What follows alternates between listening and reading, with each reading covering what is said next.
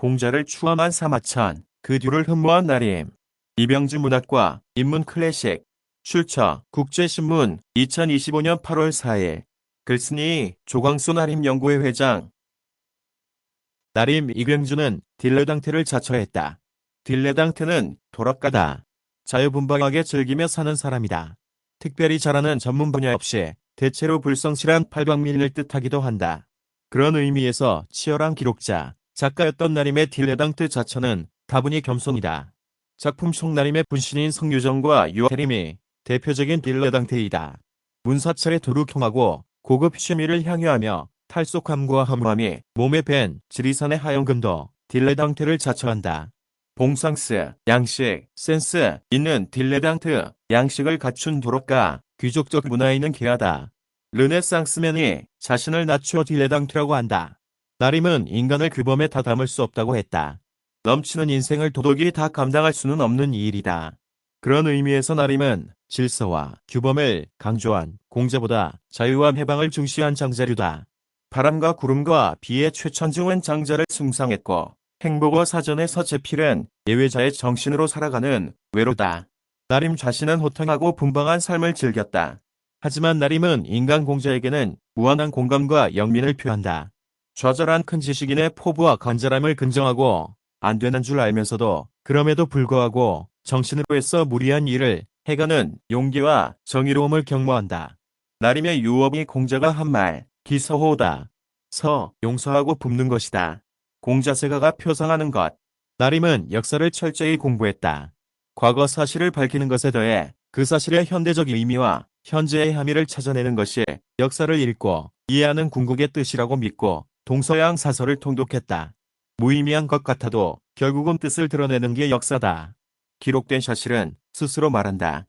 역사 기록자는 그걸 믿고 목숨을 건다. 기록자가 행관에 숨긴 본이마저 언젠가는 밝혀진다. 그래서 역사가 무섭다. 나림은 사마천을 사식한 사기 전문가다. 본기와 열전을 분석하고 나림의 본기 분석은 이염제의 제2회와 3회의 상세하다 세가도 꼼꼼히 살폈다. 사기의 세가 30편 중 나림이 가장 주목한 대목은 공자세가다. 공자세가의 의미는 지식인의 긍지와 한이다.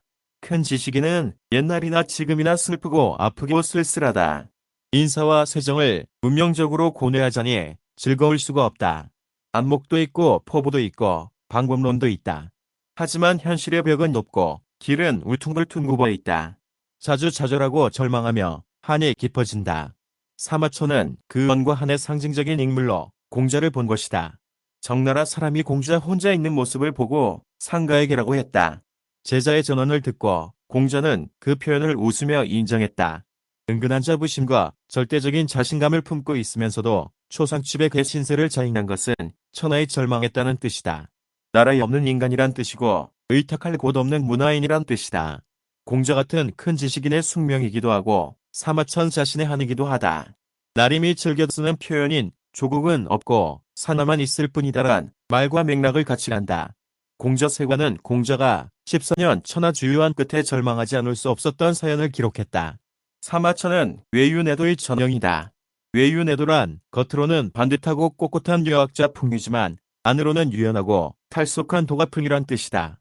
사마천은 공자의 11대 손공안국에게 상서를 배웠고 유학을 통치 이데올로기로 세운 동중서에게 춘추를 배웠다. 공자세가는 이렇게 마무리한다. 나는 공자 저술을 읽고 그 인품을 알았다. 공자 묘당을 찾았더니 10여 해가 지났지만 학자들이 그의 예를 강습하고 있었다.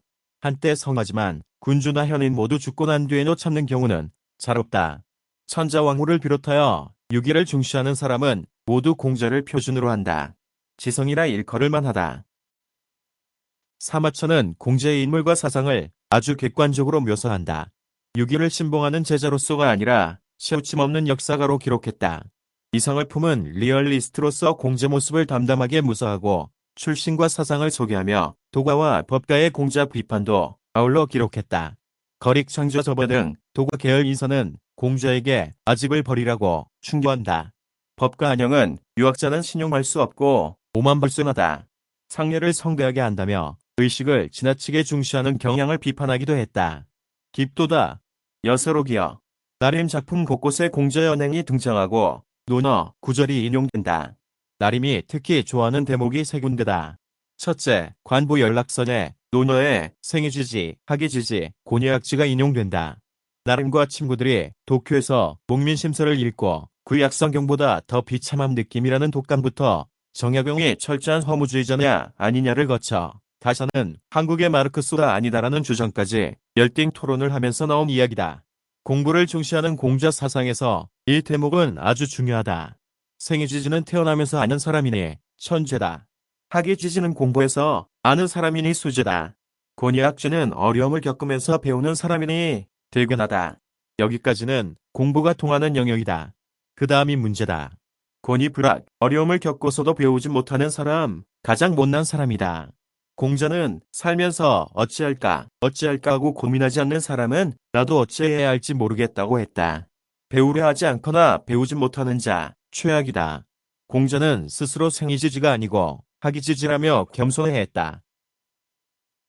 둘째, 여사록은 나림이 1976년 발표한 작품이다.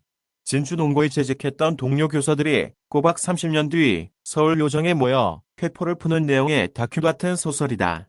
논어의 서자 여사에서 제목을 떼왔다. 이 대목은 공자가 강물 흘러가는 모습을 보며 흐르는 시간이 마치 강물 같구나. 밤낮을 쉬지 않느라고 한 감상이다. 나림은 20대 청년이 50대 중년이 되어 만나는 장면을 여사록이라 명명했다. 세월도 무상하고 은연도 무상하다는 뜻이다. 해방전국 학교는 좌우로 갈라져 허구한 날 싸웠다. 60명 교사 중 혁명하다 죽은 사람, 전쟁 중에 죽은 사람도 여럿이고 군문에 들어 장군이 된 사람, 대학 총장이 된 사람, 권력 실세가 된 사람도 있고 옥고를 치른 사람, 사상운동하다 전향한 사람도 있다. 30년 만에 모인 자리, 처음엔 어색하다. 친한 사람끼리 바둑도 두고 아슬아슬한 인신공격성 농담도 오고 간다. 하지만 수작이 거듭되며 서운함과 미움은 옅어지고 지금 살아있음을 서로 인정하고 긍정한다. 관부 연락선에서 M과 S 등 약자로 등장했던 동료의 실명도 공개된다. 회한 말자가 어른스럽고 담담하다. 서자 여자다. 깊은 허무감은 삶의 에너지다. 서로 흠모하다. 공자, 사마천, 나림. 셋째, 기서호는 나림의 여러 작품에 인용된다. 1982년에는 나 모두 용서하리라란 제목의 에세이집을 냈다. 제자 자공이 평생 행할 만한 한마디가 있을까요? 하고 스승에게 묻는다. 공자의 답이 서다. 나림은 이 대목을 평생 여며 살았다. 사나이로 포심은 선오일체람 글을 써놓고 실천했다. 나림의 본이다. 공자의 사상을 수긍하든 아니든 인정하지 않을 수 없는 건 그의 진지하고 성실한 삶의 태도다. 공자가 이른의 순회한 삶의 자취는 난세를 살아낸 거인의 자체, 그 자체다. 곳곳에 유혹과 위험이 숨어있는 난세를 살면서도 답답하고 안타까울 정도로 삼가는 자세를 잃지 않았다. 자기를 닦는데 꾀부리지 않았고 남을 가르치는데 게으르지 않은 인생, 학문이 그대로 지성이 되고 그 지성이 곧 인격이 된 지혜롭고 따뜻한 인물, 폭염이 분명한 사마천도 공자의 그런 삶의 자세를 높이 평가했다. 나림은 사마천을 흠모했고 사마천이 쓴 공자 세가를 열독했다. 나림의 사기론 중 본계의 항우 품평과 더불어 세가의 공자품이니 단연 일품이다.